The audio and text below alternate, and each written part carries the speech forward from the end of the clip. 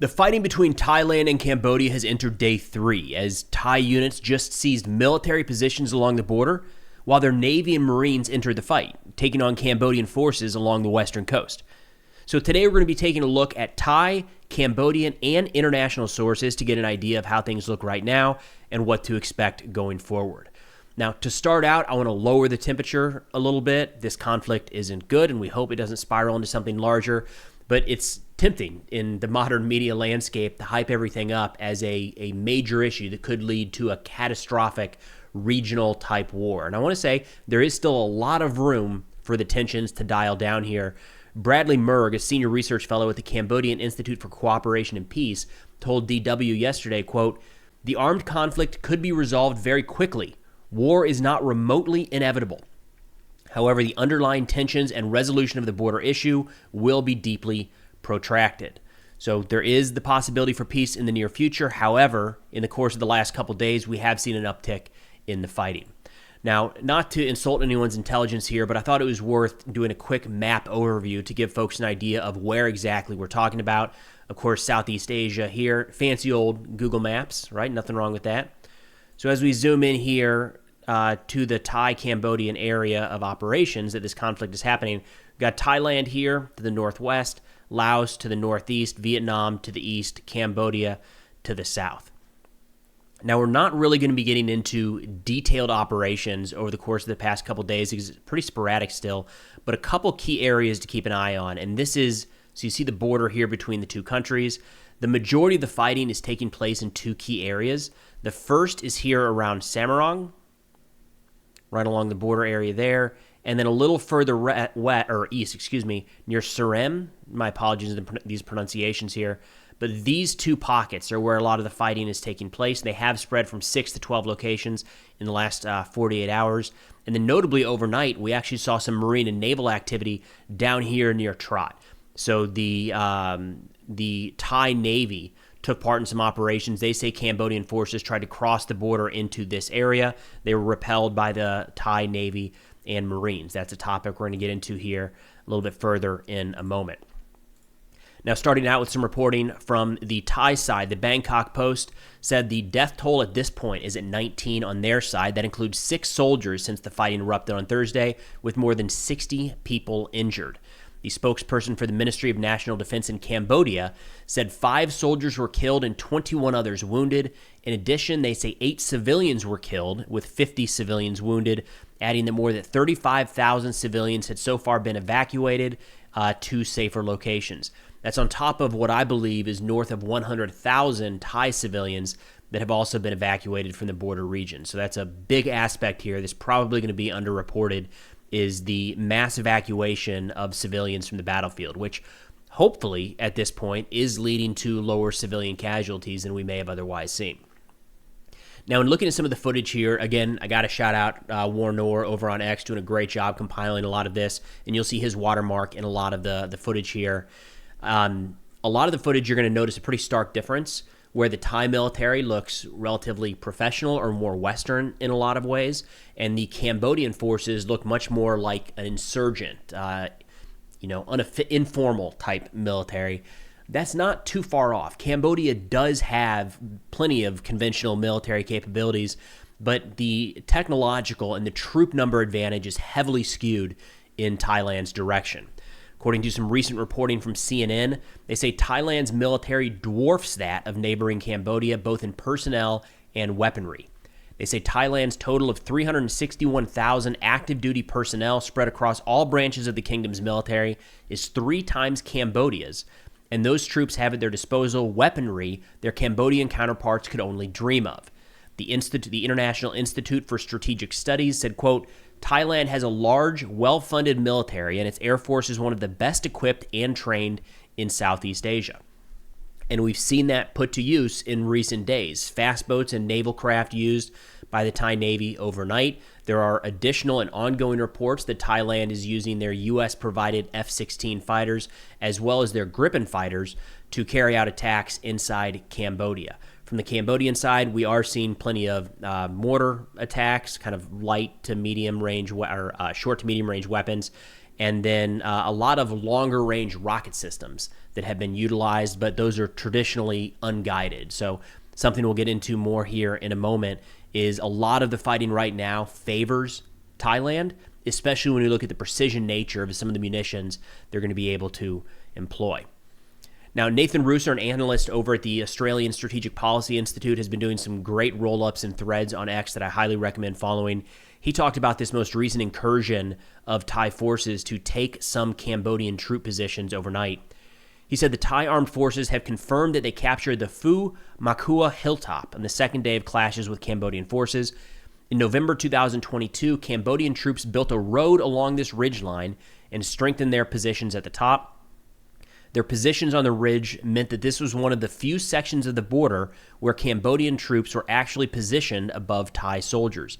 Fighting over the positions was apparently intense, with the Thai advance supported by artillery fire and airstrikes. And when we look, this looks like awful terrain to fight in, to be blunt. Just jungle, mountainous. It looks horrible. Can't imagine fighting through that and the challenges of trying to assault the position. So should this escalate and the fighting continue and ramp up, it would not be shocking to see a pretty heavy volume of casualties, as attacking up these hills to relatively fortified positions is going to prove rather costly. Now, I mentioned that we had a naval attack carried out by Thailand overnight. This was one of, reported a lot of places, this one specifically in Bloomberg, when they said Thailand said its Navy joined the Army in repelling Cambodian attacks along the border. The naval operation early on Saturday followed the incursion of Cambodian troops at 3 different points in Trat province in Thailand's east. The Thai Defense Ministry said in a statement, the Marine Forces counter-operation was able to push back Cambodian soldiers encroaching on the Thai territory. That would be Thailand's west. There is not, unless that's Thailand's west, the Trat territory that they're talking about along the Gulf of Thailand there. So little slip up with Bloomberg, but no harm, doing good work getting this information out there. Now, I want to look at some sources specifically from Thailand and Cambodia, and thank you to the handful of folks that reached out in DMs or emails offering up some suggestions on where to find this information. I still holds true that a lot of the English language information is coming directly from Thailand, a lot of it directly translated Thai sources, not nearly as many from the Cambodian side, so it has been helpful for me in the last day or so, and hopefully for you all, that I've been able to get into some more Cambodian sources and provide some of their perspective of how this is playing out. But continuing here with the Thai side, the Bangkok Post said, according to Cambodia's defense ministry, Thailand launched a deliberate, unprovoked, and unlawful military attack on Thursday and was now mobilizing troops and military equipment on the border. They say, quote, these deliberate military preparations reveal Thailand's intent to expand its aggression and further violate Cambodia's sovereignty. Cambodia called for the international community to, quote, condemn Thailand's continued aggression in the strongest terms and to prevent an expansion of Thailand's military activities. And going back a couple days to where this all began, we saw both sides say that they were the victim and simply acting in self-defense. Both are still claiming that rationale. We are seeing more from the Cambodian side of them pushing for international involvement to plead their case and say, hey, this is Thailand taking aggressive action. They don't need to be doing this. Whereas Thailand's stance continues to be, yes, they're acting in self-defense, but they do not want or need a third party intervening at this point. Some Cambodian sources here. The Phnom Penh Post says, quote, this is not a tale of mutual misunderstanding, but a rather calculated strategy to assert dominance. Cambodia's vulnerabilities are exploited while the intentions are disguised as claims of self-defense. As of 2:26 p.m. on Saturday, July 26th, Thailand's actions, rooted in a pattern of diplomatic intimidation, military mobilization, and outright warfare, reveal a chilling intent to push Cambodia to the brink. Thailand's provocations are not random, but a deliberate march to war, intentionally designed to weaken Cambodia. So still very much two different narratives being told by the two sides here. So one thing that could be helpful is a third party being involved diplomatically, of course, not militarily. And it does look like just yesterday, on Friday, the United Nations Security Council held an emergency private meeting with representatives of both Cambodia and Thailand. Some statements coming out of that. The Cambodian UN ambassador said, quote, we asked for an immediate ceasefire, unconditionally, and we also called for a peaceful resolution to the dispute. They added that the United Nations called for both parties to show maximum restraint and resort to diplomacy. The Thai delegation there said that they call upon the international community to urge the immediate cessation of hostilities and the resumption of dialogue in good faith, engaged through established bilateral mechanisms to resolve any outstanding differences. So on the bright side, both sides are talking. Both sides are saying, we want a ceasefire. We would like to see an end to hostilities. It's at the point in the conflict where it's hard to tell who's being genuine, if I'm being honest. When everybody is kind of saying the same thing and accusing the other sides of the same type of attacks, we are still seeing Thailand and Cambodia accuse the others of reckless provocation, accuse the others of targeting civilian infrastructure, and planning to continue the fighting. Now, in terms of what to look for going forward, of course, we're going to keep an eye on the diplomatic front. Hopefully, it's a continuation of negotiations at the United Nations. We've seen Malaysia try to intervene and say they are willing to help negotiate some sort of ceasefire. The United States and China, kind of big partners in this conflict, in the sense that Thailand has a much closer relationship with the United States, whereas Cambodia has a much closer relationship with China.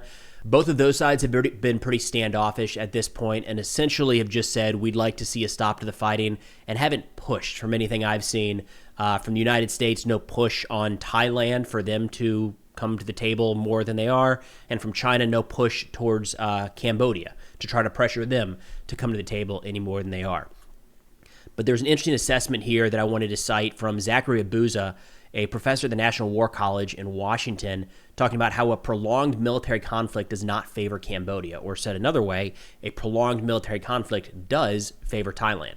This is not to say that Thailand wants war, but if this conflict were to continue escalating and grow into something larger, that would likely, as the chips sit today, likely favor Thailand.